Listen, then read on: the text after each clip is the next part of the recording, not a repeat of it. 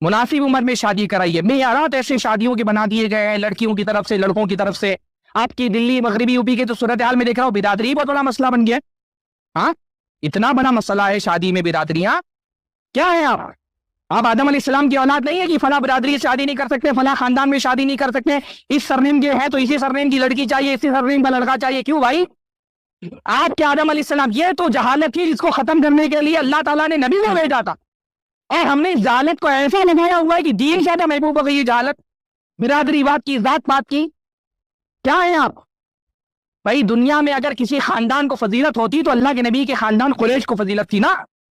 कुरैश का मामला आप देखें, अल्लाह के नबी सल्लल्लाहु अलैहि वसल्लम की सगी फूफीजात बहन है, अल्लाह के नबी ने ज़ैद बिन हारिसा से शादी करा दी, आजाद करदा गुलाम है वो।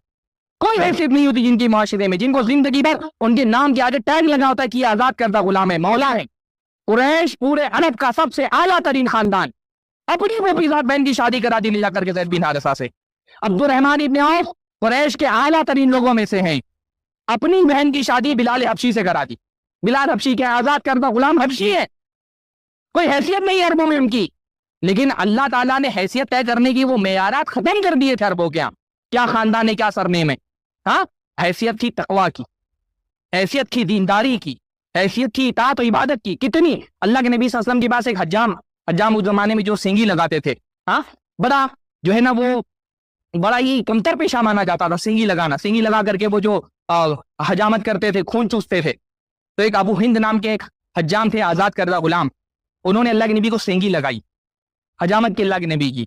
अल्लाह के नबी सल्लल्लाहु अलैहि वसल्लम ने बनु बयाजा, जो खजरज का बड़ा आला तरीन खानदान था, बनु बयाजा से कहा, बनु बयाजा अबू हिंद से अपनी बच्चियों की शादी कराओ और इनके घर से रिश्ता ताल्लुक कायम करो।